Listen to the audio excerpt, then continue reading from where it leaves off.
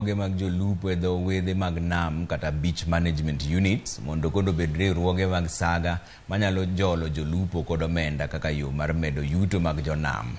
Mana kaka Edwin Okoth leronwa chenro mar loso kuonde ma iuse rech kowuok e nam kata banda kaachiel kod yore ma ikano godo rech mondo med godo yuto mag jolupo bende koro idhi chake.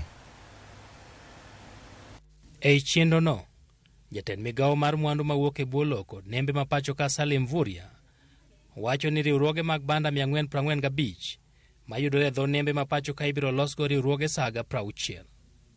Mano igeno ni biro miyo jolupo yo mar kano omenda kendo yudo hola e yo mayot mondo gidongre. Our strategy is basically to make sure that we convert the beach management units into cooperative societies because we would wish to inspire the fisheries economy through the private sector, but also making sure that we have proper landing sites that have a cold storage so that the fish that is landed can be stored and then they can fetch a good price. Mvurya mane wuoyo bang' romo kod jambetre mar Netherlands Martin Browe boma ma Nairobi ne owacho ni Kenya oseketo winjruok kod piny mar Netherlands mar medo loso kuonde ma ikano e rech kaachiel kod dho wedhe nam mondo jolupo med yuto mekgi.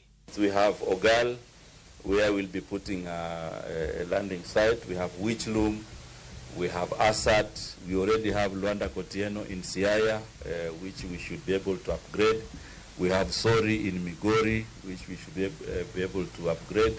So these are some of the interventions that we have across the country. And remember also we want to integrate the marine and the aquaculture. So in the next few months we should be able to launch Kabonyo Kanyagwal Aquaculture Center of Excellence, which will cost, first phase will be $1 billion, and we are working with the government of Hungary in that project.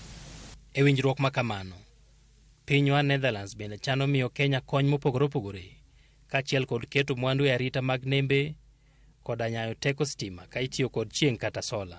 There are so many different aspects of our program here in Kenya that relate actually to the Ministry of Mining and the Blue Economy, and we have also touched upon the different areas of cooperation there, as the CS mentioned, maritime security, but also shipping is an important element of that.